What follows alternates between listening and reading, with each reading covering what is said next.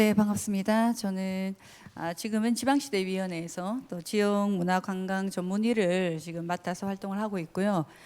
사실은 이제 2018년부터 부산문화재단에서 이 문화교육이 속해 있는 생활문화본부의 본부장을 맡아서 실제 사업을 진행을 했고, 이후에는 제가 2022년부터는 대표이사로 3년 동안 재직을 하고 올해 1월에 이제 퇴직을 했습니다. 그래서 재단살이 한 6년 동안의 경험과 또 문화예술 교육에 대한 지방시대위원으로서의 또 어떤 소회나 이런 부분들을 가지고 얘기를 좀 들려주려고 합니다. 네, 반갑습니다.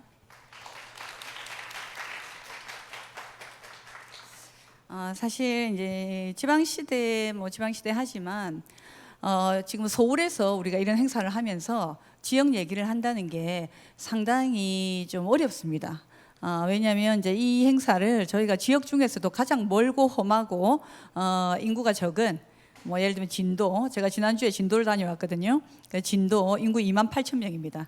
그래서 이제 진도 정도에서 우리가 이런 행사를 한다면 그 계시는 할머니들이 문화예술 교육이 뭐란가 이러면서 막 그러시겠죠. 실제 이제 그 활동을 하고 계시는 분들도 정책 용어들, 실제 우리 삶에서 우리가 정책 용어들로 그 분들을 이렇게 설득하거나 이렇게 하기 참 어렵거든요. 그래서 오늘도 저는 이 지역에서 오신 분들이 많다고 생각을 합니다. 이 지역이라고 하면 각 시도에서 실제 문화예술 교육을 지금 하고 계신 분들, 그리고 그 현장에서 문화예술 교육가로 실제 시민들, 주민들을 만나고 계신 분들이 주체이기 때문에 오늘 그런 분들이 많이 오셨다 생각하고 제가 말씀을 좀 드리겠습니다. 그러면 이제 제가 오랫동안 고민해온 이 지역 문화예술 교육, 그냥 문화예술 교육에서 저는 지역 사람이기 때문에 지역 문화예술 교육 생태계, 특히 2018년에 우리가 1차 그 문화예술 교육, 오늘 이제 2차 그 세우신 위원님 말씀하셨지만, 제가 2018년 1차 계획을 세울 때 저희 부산 지역에서 정말 그 머리를 맞대고 엄청 그 애를 썼던 기억을 합니다. 그렇게 하고 실제 그 정책들을 시행을 하면서 우리가 이 지역 문화예술 교육의 생태계를 구축한다는 게 정말 참 어려운 일이다라는 걸 지역에서 일을 하다 보면은 이제 좀 깨닫게 되는 부분들이 있어요. 이제 2010년에 사실 지역의 문화예술 교육센터들, 광역센터들이죠. 광역센터들이 다 지정이 되었습니다. 재단들이 2009년, 2005년, 2002년 이렇게 지역 재단들이 생겨나고 그 이후에 생겨난 재단들도 있고 하다 보니 이 광역센터가 먼저 있고 그게 흡수되면서 지역 재단이 만들어지고, 울산 같은 경우는 문화예술 교육이 굉장히 그 강력하게 진행되었던 도시지만 지금 이제 세월이 지나서 돌아보면 그런 부분들이 많이 지금 약해진 그런 지역들도 또 있습니다. 그래서 사실상 제가 이제 지방시대위원으로 있으면서 저는 요즘 어느 도시를 가든 인구가 몇 명인가? 자, 10만 도시, 그러니까 10만 도시 이하가 인구 감소 지역으로 거의 다 되어 있거든요. 그 다음에 20만 도시, 80만 도시, 그 다음에 우리 부산처럼 320만 도시, 서울처럼 1,몇백만 도시, 이런 도시들에서 정책이 똑같이 이렇게 들어가기 어렵습니다. 그래서 지금 현재 이제 인구 구조 변화가 굉장히 가속화되면서 지역이 굉장히 문화 격차가 심해지고, 이게 지역 활력 저하로 이어지거든요. 지역 활력이 저하되면 그곳에 살고 있는 사람들의 삶의 질이 아주 어려워진다라는 것이 우리 문화를 하는 사람들 입장에서는 문화 인프라가 얼마나 중요한가 하는 것을 좀 절감합니다. 아까 위원님께서 그 국민의 문화예술 교육 참여율이 여전히 10%대다, 이게 이제 통계로 그렇게 나와 있던데, 그 다음에 또 이제 영유아나 아동 청소년 취약 계층에 좀 집중되어 있다. 어떻게 하면 이걸 보편화할 수 있을까? 이런 것이 이제 이 미래를 바라보는 20년을 지난 우리의 약간 고민이 아닌가 하는 생각을 합니다. 그런데 이제 지역문화예술 교육 현장에서 일하는 분들은 다 아실 거예요. 2010년부터 지금 한 15년 동안 정말 그 고군분투하면서 우리가 꿈다락 토요문화학교부터 시작을 하지 않았습니까? 처음에는 국비, 지방비 매칭으로 내려온 그 꿈다락 사업이 너무 귀했고, 그 꿈다락 사업이 2012년 정도 시작이 되었거든요. 근데 그때 많은 인력들이 재단으로 들어왔어요. 일을 하러. 그러니까 사업 계약직을 뽑았기 때문에. 현재 저희 재단에 있는 많은 그 차장들, 지금 심지어 팀장도 그때 들어와가지고 이렇게 일을 하면서 계속 정규직이 된 분들도 많아요. 그래서 문화예술 교육 사업이 지역문화재단에 굉장히 많은 영향력을 끼쳤다라는 것이 저는 그때부터였다고 보고, 지금 보면 지역에서 이제는 아까 말씀하신 대로 2021년부터 지방비로 지금 이게 민경보가 이전이 되었기 때문에 저도 그렇게 벌써 5년이나 됐나 이런 생각을 했어요, 들으면서. 왜냐하면 이제 이게 지방비 이양된다 할 때 지역에서 한편으로는 그래 자율성이 훨씬 높아질 테니 또 우리 지역만의 좀 특별한 문화예술 교육을 할 수 있지 않을까라고 기대하고, 그런데 한편으로는 그렇게 국시비 매칭으로 들어오던 돈이 꼬리표가 없이 그냥 오면은 어디로 그 돈이 가는지를 모릅니다. 그래서 의회를 문턱에 발이 닿도록 드나들면서 이 예산을 지켜야 된다. 이건 우리 거다. 이거 가지고 우리가 이런 사업하고 있다. 이렇게 이제 증명을 계속 해내야 되는 그런 이제 돈이 된 거예요. 근데 제가 이제 이 발표를 위해서 좀 살펴보니까 지역에서도 그동안 국비와 지방비 매칭돼서 하던 그런 사업들이 있었어요. 뭐 지역 특성화라든가 꿈다락이라는, 지금 이름이 이제 없어졌죠. 근데 꿈다락 사업 뭐 이런 부분들은 그냥 지역에서는 무조건 이렇게 해야 되는 그런 사업으로 해서 예산이 다 이제 보전이 되었는데, 그 외에도 전문 인력 양성이라든가 뒤에 이제 뭐 창의랩이라든가 또 유아예술 교육 뭐 이런 이제 문화예술 교육사 인턴십 이런 사업들이 이제 계속 매칭을 내려왔어요. 그런데 지역에서는 아마 어느 센터도 다 각각 가장 훌륭한 그런 사업들을 쭉 만들어 왔다고 저는 보고 있고, 그래서 이제 지역 밀착 프로그램 만들기 위해서, 특히 생태계를 만들기 위해서 굉장히 노력해 왔다. 생태계라는 거는 예산이 있어야 되고, 그리고 그 시스템이 있어야 되고, 그리고 사람이 있어야 되기 때문에 이런 부분들을 굉장히 이제 만들기 노력을 해왔다고 봅니다. 근데 이제 예산 변화로 보니까 이 센터를 운영할 수 있는 인건비와 운영비가 지금 2025년에는 거의 아예 이 예산이 없어진 재단이 많은 것 같아요. 부산문화재단 작년에 인건비는 시에 확보를 했어요. 근데 올해 보니까 인건비도 없어졌더라고요. 인건비가 2억 5천이었거든요. 그러니까 문화예술 교육을 특화시켜서 추진할 수 있는 그런 센터를 운영할 수 있는 그런 운영비가 없다는 거는 뭔가 예산만 있지 그게 사업으로 들어가지 정말 사람을 쓸 수 있고 하는 그런 부분들이 너무 약화되었다.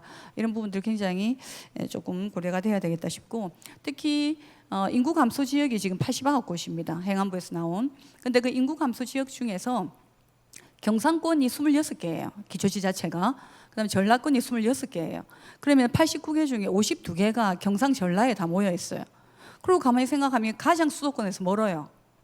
그래도 충청이나 강원 이런 데 수도권이 좀 가깝잖아요. 어떻게 보면 경상 전라가 가장 먼저 소멸되고 인구 감소 지역이 가장 많아요.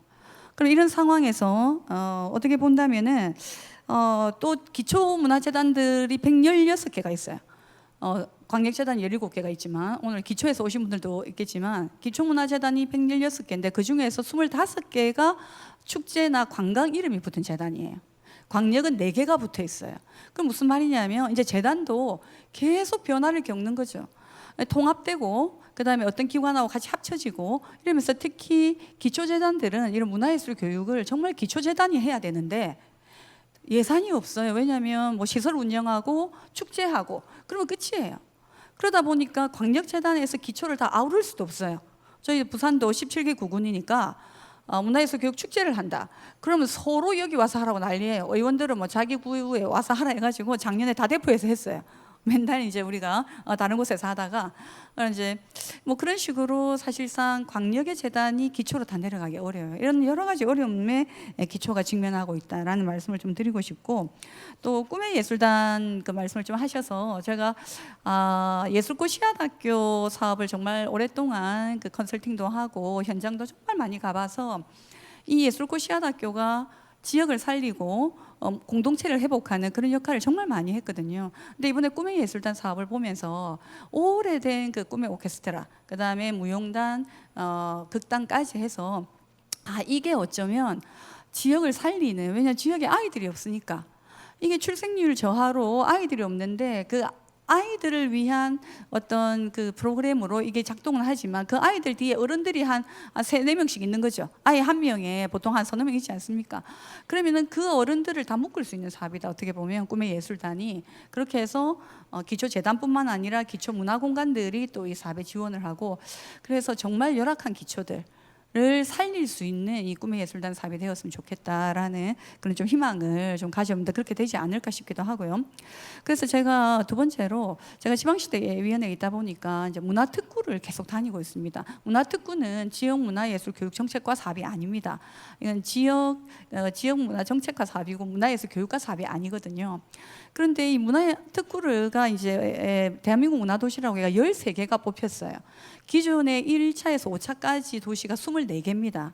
그러니까 5차까지 뽑은 게 24개인데 작년에 특구로 뽑은 게 13개면 거의 한 반 이상을 작년 다 뽑은 거예요. 그래서 아마 이제 문화특구를 안 뽑을 겁니다. 그럼 뭐냐? 이 문화특구는 광역형 그 선도도시로 뽑은 거거든요. 그래서 권역이 있습니다. 이게 이제 대구 수성구와 부산의 그 수영구는 이제 광역군에서 뽑혔어요. 그리고 경기에는 안성, 이제 특별하게 제가 이제 그 전라권을 좀 보면은 전주, 순천, 진도 이렇게 3개가 이렇게 뽑혔습니다. 전라권에.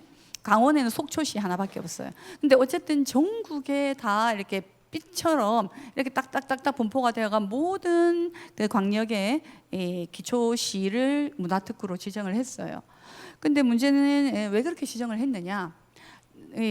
이제 문화특구가 됐다 해서 우리 지자체만 뭘 하는 게 아니라 이 주변의 모든 지자체를 아우르는 그런 연결형, 그러니까 광역형, 확산형 문화도시를 해라 이거예요.